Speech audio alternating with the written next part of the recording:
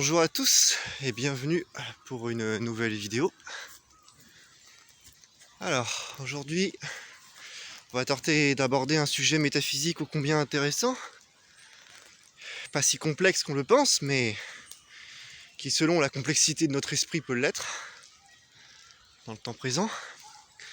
Il s'agit du cycle du samsara, maintes fois abordé dans les traditions bouddhistes et sous d'autres appellations, dans d'autres traditions spirituelles, puisqu'on retrouve toujours ça au final, hein. C'est comme tous les grands principes des voies spirituelles authentiques, hein, on les retrouve partout, sous des noms différents et des concepts parfois différents, mais c'est la même chose, hein, bien sûr. Je n'ai pas cessé de le démontrer sur cette chaîne, ou plutôt de le dire, parce que ça se démontre facilement. Donc le samsara, parce que du moins les bouddhistes s'appellent le samsara, le cycle en gros des réincarnations, ou des transmigrations, hein, c'est pareil, je vais pas me battre sur les mots aujourd'hui, hein. Si on commence comme ça, on n'a pas fini. Pourquoi, comment? Alors, l'âme qui demande son indépendance, ou l'esprit plutôt je devrais dire, l'esprit qui demande son indépendance envers le Seigneur, ça c'est la... Je vais vous faire un peu le phrasé du Srimad Bhagavatam là-dessus, mais elle, dans la tradition catholique on dirait qu'elle chute. Là elle va volontairement dans le monde de la matière pour expérimenter l'indépendance. Je fais un petit laïus là-dessus vite fait. Et en gros elle se retrouve, alors le monde de la matière et pas que d'ailleurs, aussi le monde mental, le monde psychique et puis le monde de la matière, les trois. C'est ça le samsara en fait, c'est pas comme certains pensent que le monde matériel, que le monde psychique. Et puis c'est pas qu'un monde, c'est aussi un état, on le verra plus tard. Enfin bon, si on a le temps. Donc, du coup, l'esprit elle descend en fait dans tout ça. Elle descend, elle s'incarne. Voilà. Pourquoi elle s'incarne? Est-ce que parce que c'est un choix, une obligation? Ni l'un ni l'autre finalement. C'est une conséquence. De quoi? Du karma. Voilà, on peut pas parler du samsara sans parler du karma, c'est pas possible. Bon. Le karma qui se traduit en sanskrit par action. J'ai déjà parlé sur cette chaîne, mais je vais refaire un petit résumé.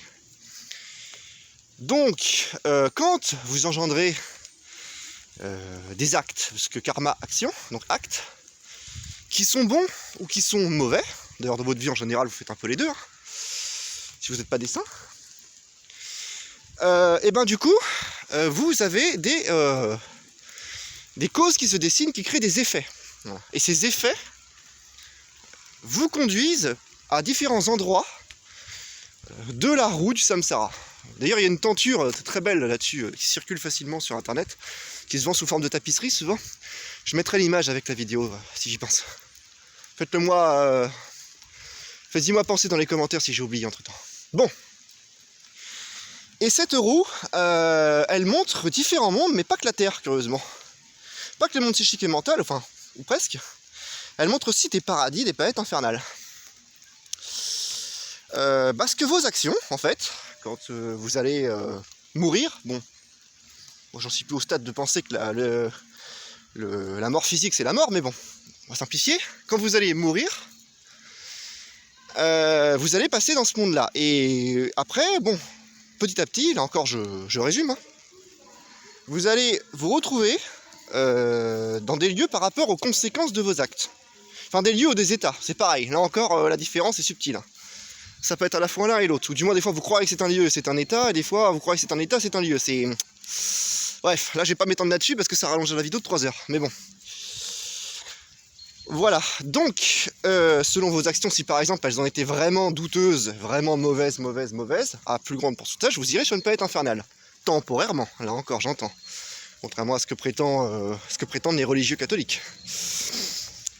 Et si vos actions sont en grande partie super, géniales, magnifiques, parce que vous êtes quelqu'un de valeur, d'éthique et compagnie, vous irez sur une planète édénique, ce qu'on appelle les paradis. Voilà. Là encore, temporairement. Voilà. Et si c'est kiff kiff bourrico, vous réincarnez très vite sur Terre, parce que c'est la planète intermédiaire en fait. C'est une des planètes intermédiaires. Apparemment, Srimad Bhagavatam dit qu'il y en a plusieurs. Moi je connais que celle-là, donc je parle de celle-là. Bon. Voilà. Où vous pourrez expérimenter sur Terre, c'est une planète intermédiaire parce que vous pouvez expérimenter aussi bien le bien que le mal. Et cette planète, elle est aussi, on va dire, enclin aux belles actions qu'aux mauvaises, en fait. Donc c'est une chance, en fait. C'est là où vous pouvez vraiment choisir, en fait. Hein. quand vous êtes sur une planète infernale, vous pouvez pas vraiment choisir. Sur une planète édénique non plus, hein. Vous subissez soit vos bons choix sur une planète de paradis, où vous jouissez pour un temps temporaire, en fait, une planète édénique. Sur une planète infernale, c'est le contraire, hein. Vous subissez vos actions mauvaises, quoi, hein. Après, il y a le purgatoire aussi, ça c'est l'autre sujet. C'est un peu avant de retourner sur Terre pour certains. Voilà, on va pas trop s'étendre là-dessus aujourd'hui, parce que je veux surtout parler du samsara. Mais j'ai oublié de parler de ça un petit peu avant, parce que ça en fait partie, voilà, de tout ça.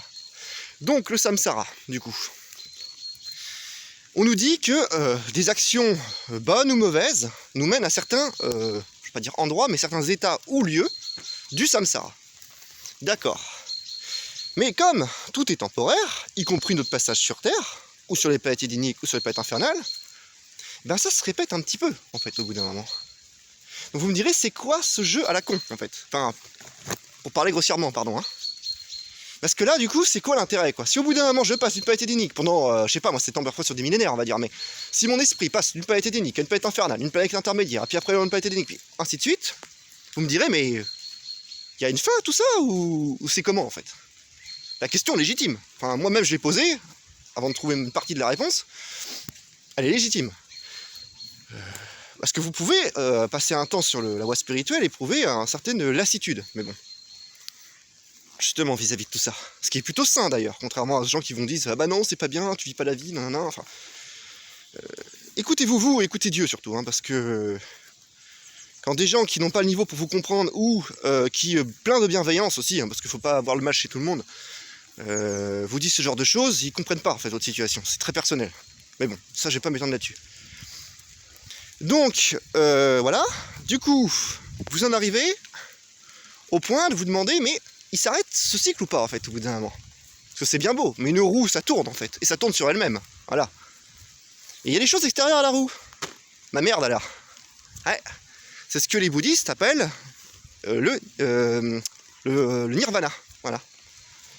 Et c'est ce que la différence dans la tradition occidentale entre les deux, le monde temporel, qui englobe tout ce qu'on a vu à peu près jusque-là, c'est samsara, et le monde éternel, celui de Dieu, ça correspond au nirvana. Voilà. Et si ce monde est éternel, en fait, justement, et du coup, s'il est le monde d'origine de tout, comme ce que nous disent voilà, c'est qu'on peut y aller. Enfin, en tant qu'être humain, du moins. Après, je sais pas, pour les autres, d'autres entités qui ont accès, mais ça, pareil, je vais pas entrer dans les détails, parce que là, ça va être le bordel. On va rester sur le cas humain, puisque nous sommes humains, voilà, nous sommes en chemin, comme j'avais dit une fois dans une vidéo. Donc on va rester sur le cas humain, ce qui est déjà bien assez, voilà, consistant comme ça, hein. Nous ne nous aventurons pas outre mesure. Donc le cas humain, du coup. Donc le cas humain, il peut accéder à ça. C'est même l'origine de l'humanité. À la base, l'Adam Kadmon, l'homme primordial, est de nature divine, hein. T'es pas incarné sur Terre, t'es dans le monde psychique. Bon, t'es pas dans le samsara. Donc vous avez en fait plusieurs parties de vous-même, qui sont une partie de votre histoire. Vous avez votre corps physique, voilà, issu de la chute dans le monde matériel du deuxième Adam. Vous avez Adam, du coup je crois que la Kabbale l'appelle Adam Arishat, il me semble, si je dis pas de conneries, pour le deuxième Adam, celui de le fameux Adam de l'Éden, qui est du coup le deuxième, parce qu'en fait il y a eu deux chutes au final, enfin bref. Du coup, oui, vous vous retrouvez avec cette panoplie, en fait, qui est votre esprit, en fait, c'est-à-dire le principe primordial, votre individualité primordiale qui vous vient de Dieu, du monde divin. Votre âme, ou votre corps astral, comme on dit, hein, qui englobe aussi beaucoup de choses, et votre corps physique, voilà, qui est, en bout du compte, l'héritage de la chute de l'humanité, quoi. Voilà. Et parfois, ces parties-là, dont le but, c'est quand même de les faire aller on va dire, dans une même direction, ce qui est beaucoup plus difficile qu'il n'y paraît comme ça quand on le dit, c'est le but, et ben c'est pas facile, parce que vous avez votre âme qui veut quelque chose, votre corps qui veut quelque chose, et votre esprit qui en veut une autre.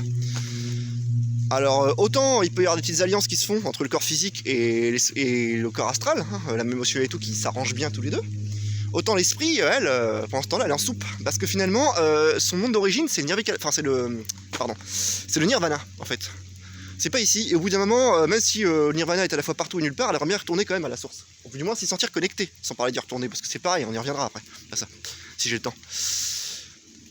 Donc, quand vous faites que des choses du style psychique, matériel, en gros, voilà, que des choses qui contentent votre psychique, votre âme, qui contentent votre corps, et qui contentent, voilà, vous ne faites que vous attacher encore plus au samsara. Et ça, il n'y a pas besoin d'être un grand spiritualiste, ni quelqu'un qui qui méditent longuement la question pour s'en rendre compte.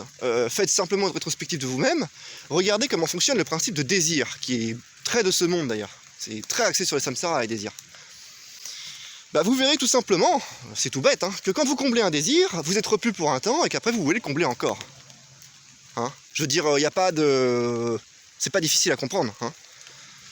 C'est-à-dire qu'à un moment, je sais pas moi, ça va être un désir sexuel, vous le comblez, vous êtes calmé, voilà, vous avez joué un bon coup. Après, il faut remettre le couvert, parce que c'est pas éternel, c'est pas vous jouissez, puis après c'est bon, ouais non c'est fini, maintenant c'est bon, j'ai ma dose. Non, ça revient. Après on n'a pas tous les mêmes désirs. Vous faites un bon resto, oui voilà, c'est cool, sur le moment vous êtes repus. Mais après ça revient, voilà. Alors il y en a, c'est la fumette, l'autre c'est l'alcool, d'autres c'est les soirées, ça peut être plein de trucs. Mais techniquement parlant, ça a la même origine. Et cette origine c'est le désir. Et le désir, une fois assouvi, il est calme pendant un temps, plus ou moins long, ça dépend en fait, mais il revient en fait. Ce qui a fait péter les plombs à certains riches d'ailleurs qui pensaient qu'ils avaient trouvé le gros bonheur avec leur fortune, mais finalement, de désir en désir, ils se sont rendus compte que ça n'avait pas de fin ça non plus. Donc du coup, le problème c'est qu'au bout d'un moment, quand votre esprit vous le faites tourner là-dedans, qu'est-ce qu'il se dit?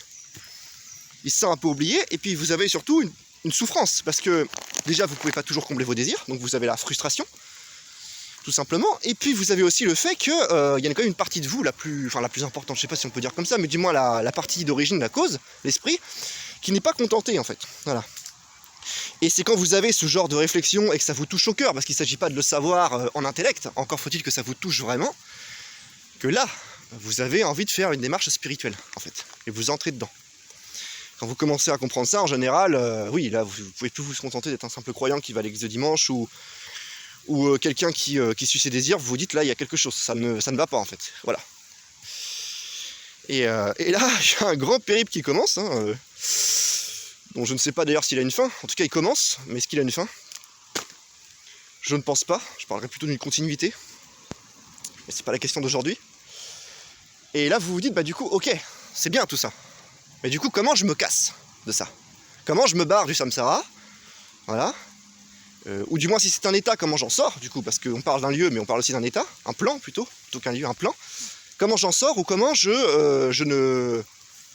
ne suis plus attaché à ça? Et là, vous tombez sur... alors, selon votre affinité, puis selon le hasard de la vie, enfin le hasard, il n'y a pas de hasard. Dieu, pas le hasard, c'était Don Fortune qui s'appelait comme ça d'ailleurs, une grande occultiste du 19e. Ouais, donc non, il n'y a pas de hasard, mais du moins, on va mettre sur votre route des éléments, que ce soit par le biais d'une personne, d'un livre trouvé dans une brocante, ou que sais-je encore. Dieu ne manque pas d'imagination, quand vous cherchez la vérité, vous la trouvez, hein, c'est ce que le Christ vous disait. Et là, vous trouverez sur votre chemin des choses qui vont vous faire penser à ça, et ça sera le début de votre cheminement spirituel, ça, avant même que vous en ayez conscience, en fait. Hein. Parce que la voie commence... Bah déjà, la voie elle commence quand vous êtes là, ou même avant, je sais pas. Mais en tout cas, la conscience d'être dans la voie, elle est pas... elle commence à un moment où vous y êtes depuis un moment déjà, en fait. Enfin bref, ça c'est encore autre chose. Donc du coup, voilà, vous tombez sur un bouquin des personnes qui vous orientent, patati patata. Et là, on vous dit, bah voilà, faut faire ça, mais il faut comprendre pourquoi faut le faire. Voilà. Et là, vous comprenez, avec le temps, je passe un grand pan de l'épisode, hein, parce que sinon, on a pour jusqu'à demain matin, le pourquoi des fameuses restrictions qui, dans la religion, sont d'ordre moral, en fait, et d'éthique. Alors, c'est bien l'éthique et la morale, évidemment que c'est bien, c'est même le b.a.-ba du savoir-vivre ensemble, il n'y a pas de problème là-dessus.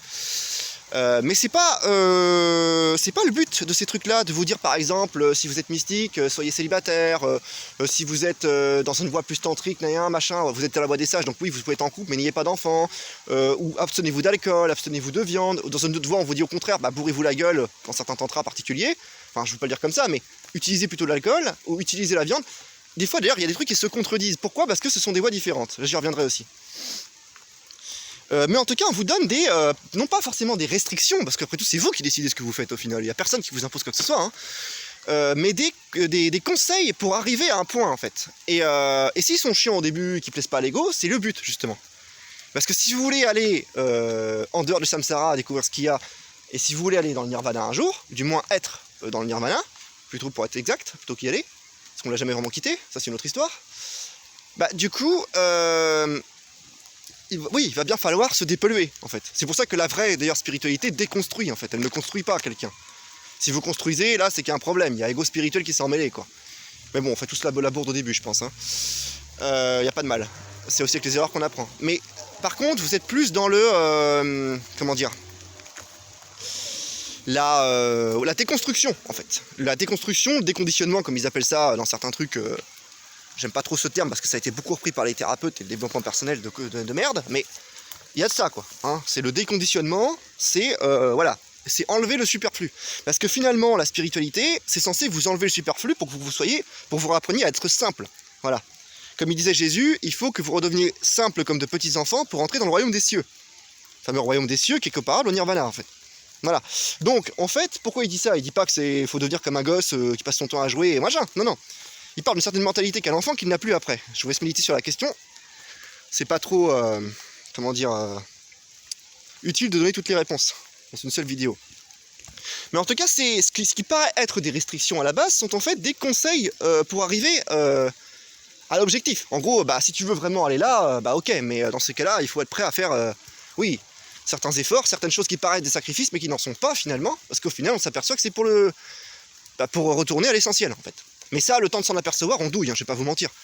Moi-même, encore certains jours, qui ai bien pourtant compris ça, de l'assimiler pleinement, il y a des fois, oui, une partie de mon ego qui est pas d'accord avec ça et qui me le fait comprendre, quoi. Voilà, bon.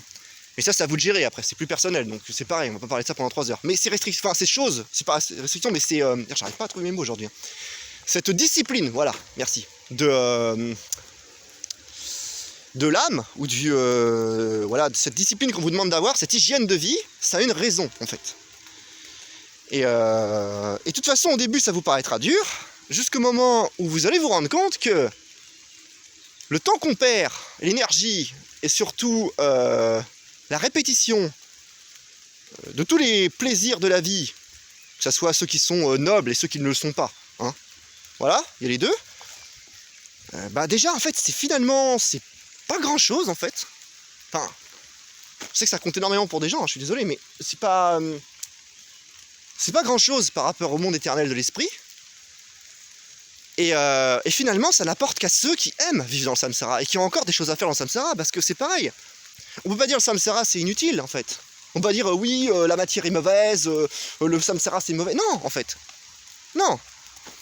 Simplement, il y a des gens qui aiment, qui aiment, je sais pas s'ils aiment d'ailleurs, parce que c'est vrai que c'est assez souffrance ici, mais du moins qui ont besoin d'expérimenter encore pas mal d'incarnations en samsara pour se rendre compte que ce cycle finalement ne mène nulle part, parce que tout ça c'est des watts de garage, hein, que vous soyez au final, je sais pas moi, que vous fondiez un club, une association, un parti politique, une famille, une entreprise, ou alors, je sais pas moi, que vous passiez votre vie dans l'oisiveté, au contraire, à plutôt faire des choses qui vous plaisent, en étant égoïste, c'est-à-dire en baisant à droite à gauche, en faisant le maximum de sorties, de restos, de tout ce que vous voulez, machin.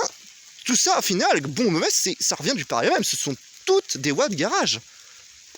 C'est dur à entendre, hein. Mais en fait, finalement, il y a surtout à se le prendre dans la gueule, parce que moi, quand j'ai pris dans la gueule, j'ai pas fait le malin non plus, quoi. Mais ce sont toutes des watts de garage, je suis désolé de vous le dire. Au final, vous ne faites que perpétuer le samsara, avec les causes qui vous reviennent dans la gueule, bonnes et mauvaises, comme on l'a vu au début de la vidéo, le karma, voilà les deux. Mais au final, ça vous entraînera toujours dans ce cycle. Que ce soit sur les planètes édéniques, des planètes infernales, ou en revenant tout le sans cesse sur la Terre, ça vous entraînera toujours sur le même cycle.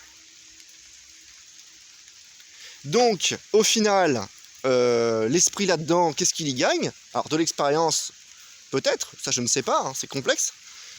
Mais au bout d'un moment, sur la voie, vous aurez, normalement, cette remise en question de vous dire, mais est-ce que je continue comme ça ou est-ce que j'arrête en fait? Est-ce que je vais vers quelque chose qui vraiment me porte, quoi? Quitte à vivre avec moins de moyens financiers, moins d'aise, moins de confort. Mais c'est là où, quand en fait, vous vous rendez compte finalement que ces gens là que vous compreniez pas au départ, alors oui, il aime Dieu, tout ça, mais il vit seul là dans sa cellule, c'est quand même triste. Pour certains mystiques, hein, parce qu'il y a plusieurs chemins, attention. Hein. Voilà, ou pour certains sages, oui, d'accord, il est sage, machin, mais c'est marrant, il veut pas s'entourer de richesses, c'est un manant, quoi, va nu-pied, quoi. Un peu comme le Jésus, hein, bon voilà, et même d'autres maîtres, hein, qui sont vachement simples, en fait, je veux dire, qui vivent avec très peu de moyens matériels, qui n'ont souvent pas de descendance, pour certains, alors après l'exception à la règle, mais voilà, qui n'ont souvent pas de femmes, voilà, là c'est pareil, il y a encore des exceptions à la règle, voilà, ça dépend de la voie que vous prenez, parce qu'il y a tellement de voies différentes, mais en fait, Je vais dire un truc, par contre, faut pas que ça soit interprété de façon luciférienne, ce serait vraiment dommage. Donc c'est pour ça que je vais essayer d'être extrêmement précis. Quand vous êtes dans le samsara et que vous avez vraiment pris conscience de tout ça, c'est déjà un putain de cheminement. Hein. Moi, bon, là je commence tout juste à me rendre compte du truc, bah, voilà. Mais quand vous avez bien pris conscience de tout ça, que c'est bien acté, que vous ressentez cette lassitude du samsara, en fait, que c'est bien chez vous, là, dans votre cœur, voilà. Enfin, en vous, pardon. Vous vous rendez compte que tout autour de vous, les choses, les gens et machin, doivent servir à votre libération. Mais alors là où justement je vais être précis, c'est que c'est pas ils vous servent vous et votre ego en fait. C'est que ce sont des choses que le divin met sur votre route pour vous servir de tremplin. Mais ces tremplins-là, ils sont parfois, selon ce que vous en ferez, ça sera troué, parce que c'est votre responsabilité finalement en fait. C'est-à-dire que vous pouvez très bien vous servir, par exemple, si je prends un exemple dans l'Antiquité de l'alcool, pour connaître des plans spécifiques, bon là je vous le déconseille, hein, à notre époque c'est très mal foutu, mais dans le chamanisme on utilise beaucoup des drogues et des alcools qui altèrent la conscience seulement dans des rituels spécifiques et seulement temporairement. Non pas sur un prétexte de dépendance comme on voit aujourd'hui, hein, rien à voir. Sujet risqué. Mais on se sert de ça. Comme on peut se servir d'une rencontre amicale pour évoluer, ou d'une rencontre amoureuse pour évoluer aussi, mais j'entends pas servir en mode oui, toi c'est bon, tu m'as bien servi. Non. C'est pas, les gens sont pas des Kleenex, attention, c'est pas ce que je vous dis. C'est pour ça que je dis méfiez-vous de l'interprétation luciférienne que vous en ferez de ça, parce que c'est pas du tout ce que je veux faire comprendre. Mais en tout cas, ce sont des supports. Voilà, je préfère voilà, merde, c'est plus le terme de servir, je préfère de support. Voilà, ce sont des supports en fait. Et ces gens-là, s'ils sont là, c'est que c'est pas un hasard aussi, c'est qu'ils ont quelque chose à peut-être apprendre de vous, en bien ou en mal d'ailleurs. Hein, le bien et le mal, c'est relatif. Hein, on le verra à la fin de la vidéo. Mais finalement, cet enchaînement de choses et ces relations avec les gens sont sûrement essentiels à votre développement. Sinon, vous ne serez pas là, quoi. Vous seriez avec d'autres personnes ou seul ou voilà en fait. Donc s'ils sont là, c'est que si vous êtes avec eux, à moins d'être un masochiste hein, qui côtoie des gens qu'il n'aime pas par intérêt, je sais pas, enfin oui, remarque qu'il y en a plein, hein, vous me direz, mais bon, aujourd'hui c'est tellement tordu. À moins de ça, normalement, si vous êtes avec des gens, c'est que vous avez quelque chose à faire avec. Hein. Si vous avez rien à faire avec, vous n'y êtes pas. Bon, c'est clair. Donc, mais ça peut faire servir à vous apprendre, y compris, oui, effectivement, une relation amoureuse, où là, vous avez quelqu'un en face de vous, avec qui vous voulez partager votre vie, et selon ce que vous serez amené à... ça va tester votre authenticité, en fait. Est-ce que vous allez vous fondre dans l'autre, ou dans la relation, d'ailleurs, dans l'égrégore de la relation, si j'ose dire, ou est-ce que vous allez quand même garder votre ligne de conduite? Alors, si vous êtes spiritualiste et vous êtes avec quelqu'un, est-ce que vous allez vous dire j'arrête tout parce que voilà, c'est bon, là j'ai trouvé autre chose qui me plaît, finalement je préfère jouir des sens, des machins, de la vie de famille, de nanana, ou est-ce que vous allez continuer, en fait, en disant, finalement, oui, je vais y aller, puis on verra bien où ça nous mène, voilà, mais je vais pas me trahir moi-même. Et la plupart des gens, hélas, se trahissent eux-mêmes. Et c'est pour ça, d'ailleurs, que dans les traités, on souvent un peu secs, qui ne sont pas vraiment des références très... Enfin, c'est des bonnes références, mais bon, avec parcimonie. On conseille directement des trucs très drastiques, comme le célibat, comme voilà, l'interdiction d'avoir des enfants, ça. Parce que souvent, les gens se noient dedans, en fait, si vous voulez. Parce que quand vous avez des épreuves, souvent, les épreuves qui vous lient le plus, au-delà de la richesse matérielle, des bonnes bouffes et des machins, faut quand même dire franchement, c'est souvent le sexe, le fait d'avoir une vie de famille et le fait d'être en couple tout simplement. Ça, souvent, ça détourne en fait. Si vous allez sur un chemin, je parle, hein, si vous n'y êtes pas, ça fera rien de plus, voilà tout. Si c'est mal pris, voilà, là encore. Si c'est pris dans le sens profit, en gros, on profite de la vie, c'est détournant en fait. Et c'est pour ça que plein de traités conseillent directement à leurs disciples, le traité de Kali Yoga surtout, moins les anciens, mais les anciens le font aussi parfois, de mener une vie de célibat ou voilà, ou du moins s'abstenir d'avoir des gosses. Parce que ça, c'est pareil, ça fait des actions qui entraînent plus dans le samsara en général. Et il faut avoir une très grande volonté, un très grand mental et surtout une très grande attache envers Dieu pour ne pas sombrer dans l'attachement au samsara quand vous vous retrouvez dans ce genre de situation. Maintenant, c'est pareil. Si vous êtes de nature détachée, ça peut vous servir de tremplin. Ça peut faire exactement l'inverse de ce que je viens de dire. C'est pour ça que certains tantras, d'ailleurs, qui sont malheureusement trop connus pour ça en Occident, parce que les tantras, ce ne sont pas ça, je ne répéterai jamais assez, utilisent le sexe comme moyen d'élévation, alors que derrière, certains mystiques le condamnent. Voilà. C'est pour ça que certains traités comme le Corpus Hermeticum grec dit que c'est intéressant de faire des enfants, alors que d'autres disent au contraire qu'il faut éviter d'en avoir. Parce que ça dépend de la forme de voie que vous prenez, en fait. On en revient toujours au même. Et c'est sûr que si vous prenez une forme, puis une autre, et vous mélangez tout, ça donne pas grand-chose. Ça fait un syncrétisme imbuvable, c'est ce que c'est de faire le New Age à sa façon, et ce qu'a fait avant le New Age, la théosophie moderne.